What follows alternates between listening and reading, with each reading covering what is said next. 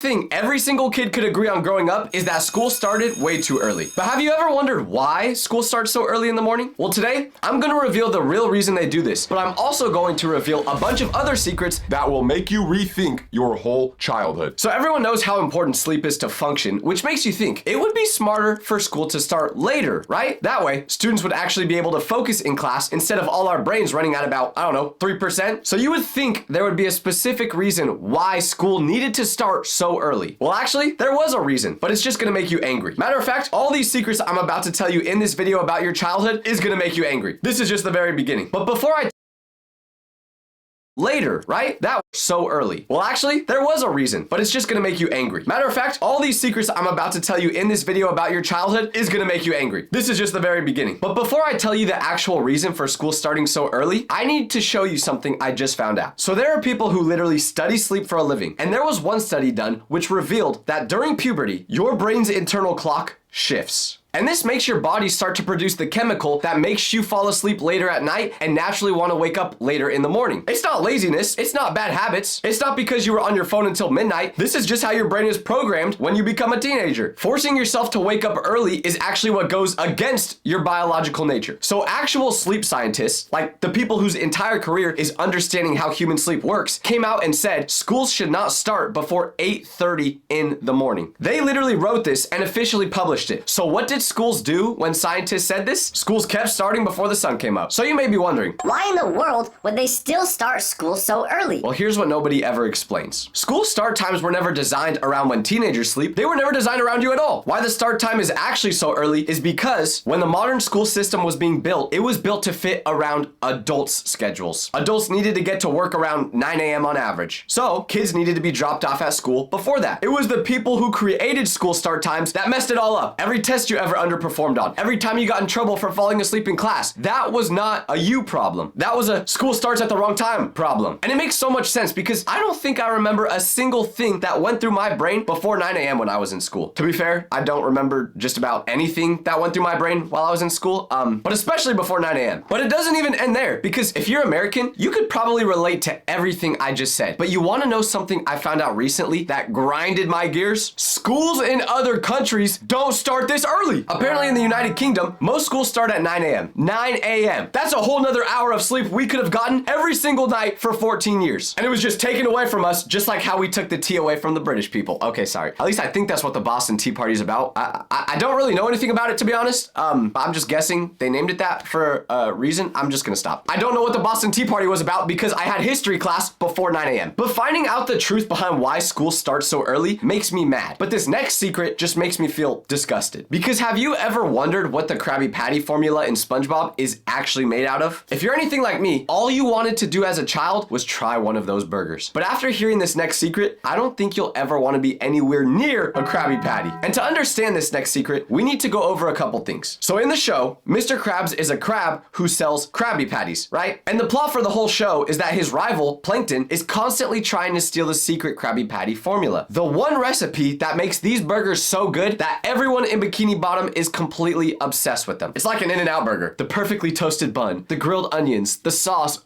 Oh, the sauce. Dang, now I'm really craving an In-N-Out burger. So the secret to Mr. Krabs' recipe is so important that Mr. Krabs protects it like it is literally the most valuable thing that exists. And across all of these episodes and all those years, we never find out what's actually in it. Not once. Now this is where it gets weird because Mr. Krabs has a daughter and her name is Pearl. Pearl is a whale, a large pink whale. Mr. Krabs is a small red crab. For Pearl to be Mr. Krabs' biological daughter, Pearl's mother had to have been a whale, which means at some point, Mr. Krabs was in a relationship with a whale. That whale, which is Pearl's mom, is never talked about in the show. No explanation, no backstory, no mention. There's no episode about what happened to her or where she went. She is just gone and the show doesn't address it. Apparently, there's a theory with a lot of evidence that the formula is Pearl's mom. The whale meat is the formula. Mr. Krabs refuses to let anyone near the formula because if anyone ever found out what was actually in that burger, his business will be cooked. And whales are super rare in Bikini Bottom. So that would make the